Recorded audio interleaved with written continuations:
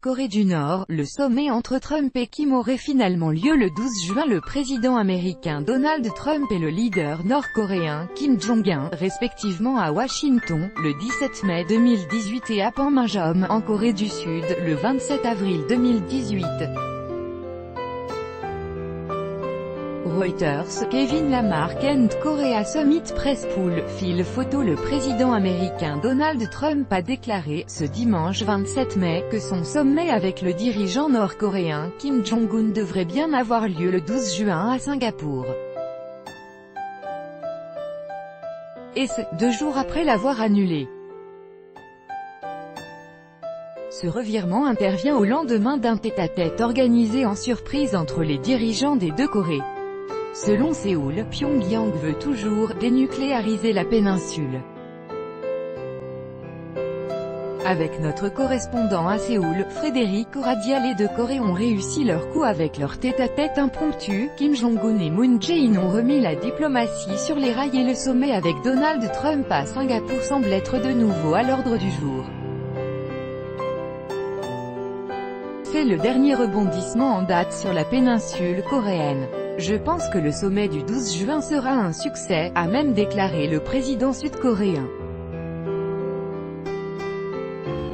Selon Moon Jae-in, Kim Jong-un a une fois de plus exprimé sa ferme intention de dénucléariser complètement la péninsule. Et d'ajouter que le leader nord-coréen doute de la volonté de Washington de mettre fin à sa politique hostile et d'offrir des garanties de sécurité à son régime.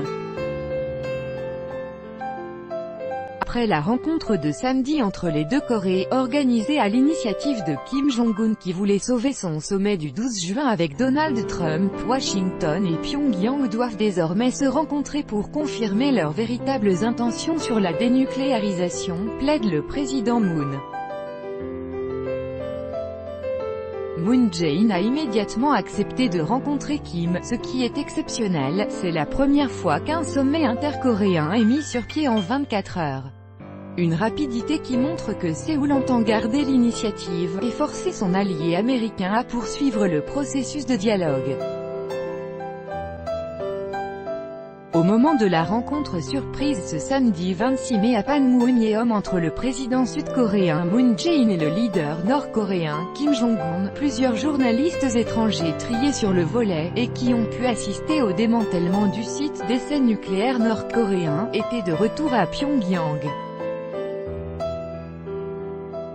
Coupés du monde pendant plusieurs jours, une trentaine de journalistes américains, britanniques, chinois et sud-coréens ont été acheminés depuis la ville portuaire de Wonsan vers le site de Ponggiri pour assister à cet événement inédit.